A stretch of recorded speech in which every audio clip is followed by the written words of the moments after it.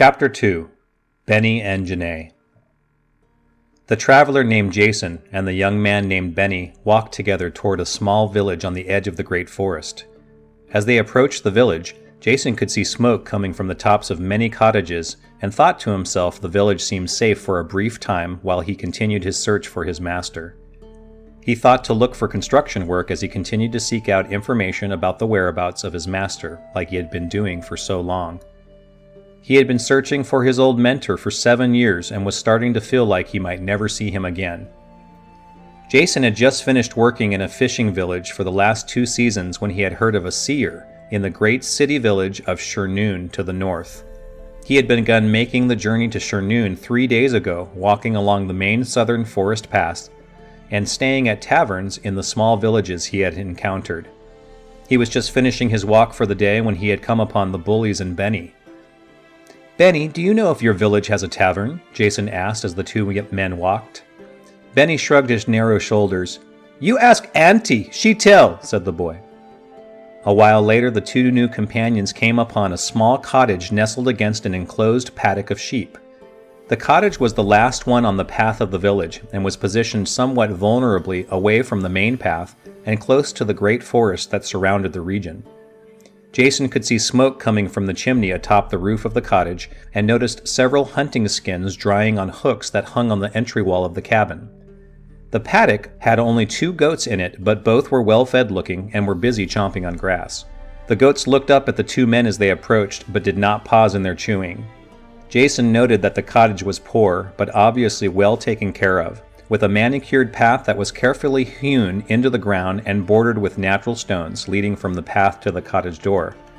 This tiny effort at civility made the cottage feel less oppressive and created a homey feeling that welcomed the 2 men. Benny took Jacen to the front door and let them inside.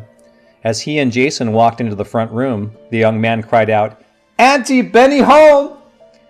Jacen looked around and saw the cottage had a main sitting area with 2 large chairs covered with camel hair backings placed in front of a small hearth that had a warm fire burning within. A table and 3 stools could be seen nearby, with a portion of a loaf of bread placed on its center. Hanging on a hook on the wall near the door was an ornately carved hunting bow of wood and a quiver of arrows. A nearby curtain covered a doorway that led to another area of the cottage, and several homemade candles were lit and set upon mantels around the room, offering a gentle flickering scene. The cottage was peaceful, and Jacen found himself relaxing in the homey environment after walking from tavern to tavern for the past 3 days.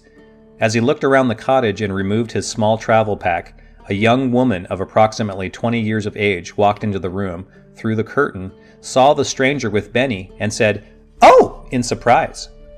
Jacen saw that the young woman was athletically built, with auburn-colored, curly hair that was cut in a short, boyish style. She had clear blue eyes, full lips, and fine teeth. Her skin was the complexion of porcelain, with just a hint of freckles covering her upper cheeks and nose from too much sun. She stared in surprise at Jacen, who briefly appraised her before offering the traditional bow of greeting and courtesy he had been taught by his master. With one hand placed upon his upper chest, he bowed to her in respect and said, "Good eve, missus." His gesture seemed to disarm her, for she suddenly grinned and said, "Who is your new friend, Benny?" Her voice was just starting to deepen into the fuller tones of womanhood, and Jacen was momentarily stricken into silence by her attractive qualities. Still, he was able to deliver a fashionable response. "Ma'am, my name is Jacen. Benny was good enough to bring me here for directions to the nearest tavern," Jacen said. Still smiling, she responded, "I welcome you to our home, Jacen. My name is Jennae."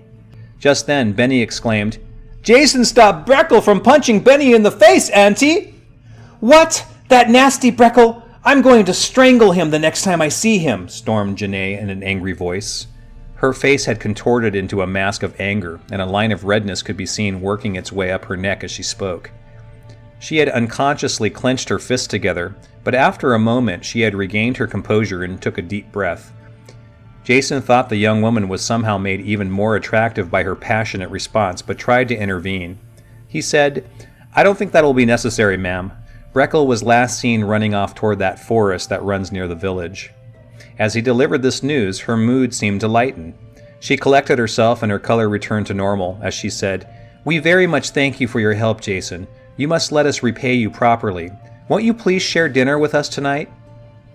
Just then, Benny broke in and told Jennae an abbreviated version of the fight with the boys, and how Jacen had stopped them with loud wind and singing. "That's when I hear Jacen make loud wind, Auntie, and the boys stop hitting Benny," he explained. As Benny was about to tell Jennae about the ruined eggs, he seemed like he was getting upset again, so Jacen spoke up quickly. "It is my custom to share blessings with new friends. Please allow me to contribute to dinner for your home this evening." And with that, he began removing supplies from his travel pack. Soon after, the group was eating a meal together that had been prepared from Jacen's travel rations and the loaf of bread that was on the table. Jennae also provided a cool tea she made from forest herbs and wild honey. Jacen drank the refreshing beverage appreciatively, having only drunk water for the past several days of travel. As the group dined and visited together, Benny would retell his story many times and mention again the loud noise and pretty songs that he had heard. As he spoke, bits of food would fall out of his mouth and onto the side of his face, which he would grab and shove back in to begin chewing again. Jennae laughed and would periodically say in delight, "Really?" as Benny would describe something new. Jacen found their kind interaction soothing after so many days of hunting alone in the wilderness and from fishing alongside the other fishermen, men who were mostly quiet during the day and didn't often speak much. A sudden longing for companionship began building in his chest, and he looked at his two new acquaintances with new eyes. Soon after the meal, Benny began yawning in a way that a child might yawn, with loud oral noises each time. He sleepily bid the two good night and left into an adjoining room which was separated with a curtain.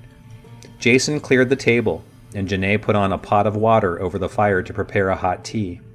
As the tea was made ready, the two sat in the chairs in front of the fire and visited as they sipped their drinks. Jacen looked at Jennae from his peripheral vision as he sipped his tea and found his attention to her athletic qualities growing. To his relief, the attractive young woman did most of the talking as they sat together in peace. "I'm not really his aunt," she said as she sipped her tea. "I've lived in this village for 3 years, and he was the first person I made friends with. 2 years ago, the village was hit by famine, which took my foster parents and almost took me. I managed to survive by hunting until the famine worked its way out," she explained. Jacen watched her as she paused and took another sip of her beverage before she continued. His eyes could not help wandering to the line of her neck as she spoke. "Last year, his old aunt passed away, and I've kept watch over him ever since. He started calling me Auntie the morning after I moved in and fed him breakfast. I have never corrected him because..." then paused without continuing. Jacen leaned forward and said quietly, "Please continue." "Well, he's just so fragile, and he had just lost the only woman that ever cared for him. It didn't seem right to try to make him understand, so I just let him call me that, and it hasn't caused too much harm," she explained. She seemed a little embarrassed at her decision and looked down toward the floor for a moment before looking up again to catch Jacen's expression. Jacen just nodded at the young woman and took a sip of his tea. Jennae used his apparent acceptance to take the initiative and ask him some questions. "What about you, Jacen? What's your story?" she asked. Jacen took a moment before answering. He was about to give the usual story he told strangers, which was made up of half-truths, but when he looked up to begin, he found himself looking right into her beautiful blue eyes. He was suddenly stricken to his core by her beauty and knew he would not be able to bend the truth. Curiously, he found he did not wish to. Jacen spoke quietly as he gave her a brief review of the last several years of his strange life. "I'm searching for someone, my master. He disappeared from our farm about 7 years ago under unusual circumstances, and although I waited for him to return, I decided to start looking for him on my own. I'm heading to Chernoon to look for him." Jennae wore a look of surprise on her face. "Your master? Disappeared under unusual circumstances? How do you mean?" Jacen briefly summoned an image of his master, a man that usually wore a close-cropped beard and had long white hair that was often braided and folded into a bun at the back of his head. Jacen never learned how old his master was, but had noticed during their years together the man never seemed to tire or get sick. The 25-year-old inwardly grinned as he realized he shared this trait with his master. He remembered his master was an unusual man who had always seemed to wear a glimmer around his hair and body. As he struggled to answer Jennae's question about the man he sought, he momentarily thought back to the day he had last spoken to him and remembered their conversation. They had been repairing the training square they used for sparring practice at their small farm, and the master had spoken in his usual gentle and measured tone of voice about events to come. His master had said, "Jacen, you're going to have some tough times in the years to come, and I won't always be around to help see you through them." "What do you mean, master?" the 18-year-old Jacen had asked. "I will be going away for a while soon, and I don't know when I will return. I do know that we will see each other again. No matter what happens, you should know that I am proud of you and that you have been a fine pupil." Jacen had been momentarily shocked by the statement. It was unlike his master to speak as such, and as Jacen had begun to ask him questions, the man spoke again to say, "No more questions for now. Always remember your focus as you have been taught. Now we will begin our training for the day." The confused 18-year-old had tried his best to clear his mind for the training exercises with the master, but he was unable to fully concentrate.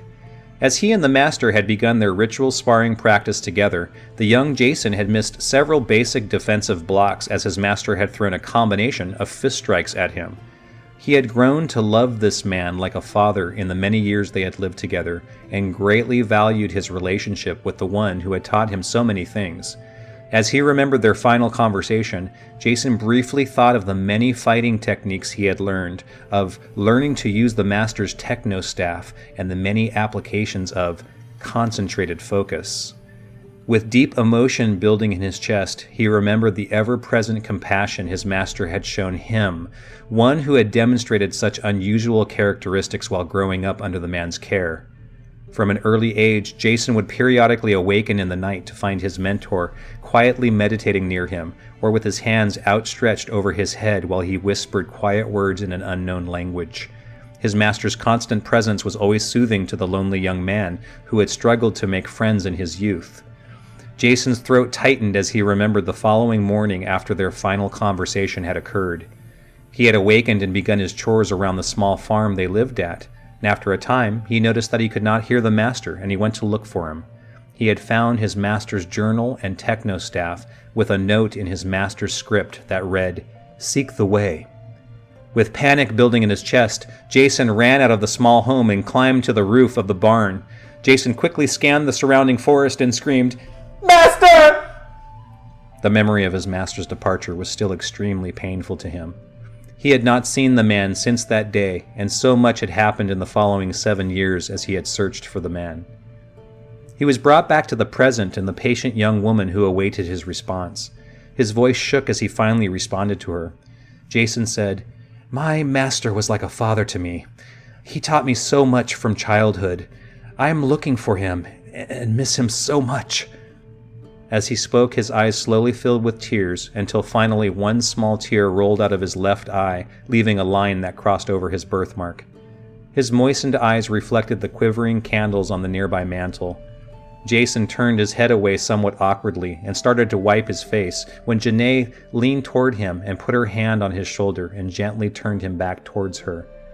With a gentle expression on her face, she slowly and gently lifted her hand to his tear-stained cheek and wiped away the tear that had been there.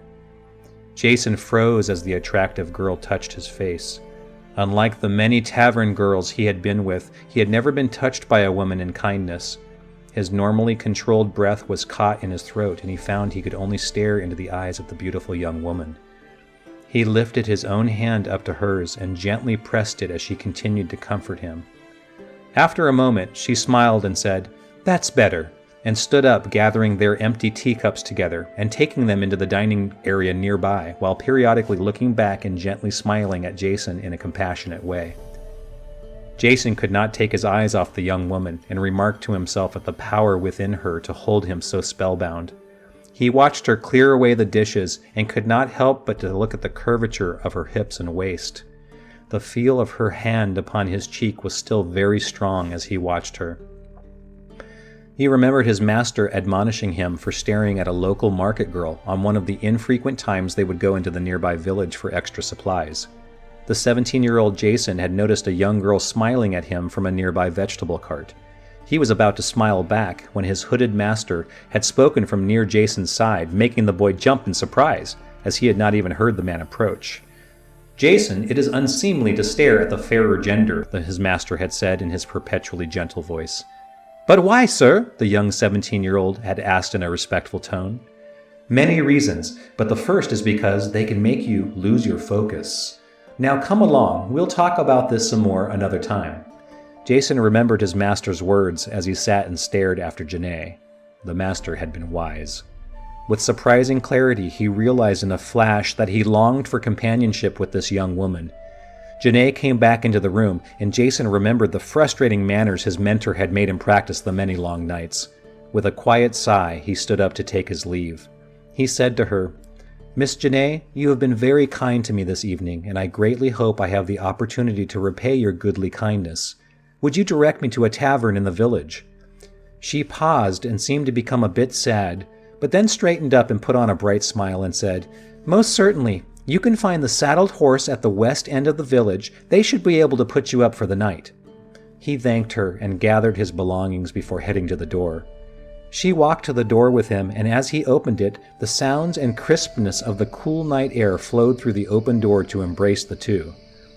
Jacen paused and turned towards the beautiful young huntress. "Please tell Benny it was good to meet him, and I hope I can see you both again soon," he said. He then gave the formal bow of egress his master had taught him, and on an impulse gently took her hand and kissed it. Jennae smiled, and her cheeks became a touch rosy. She placed the hand he had kissed against her chest and said in a shaky voice, "Good night, Jacen." He stepped out into the night and walked to the end of the hewn path. He took a quick look back at the door and noticed she was still there watching him go. He gave a wave of farewell, then set off towards the western part of the village.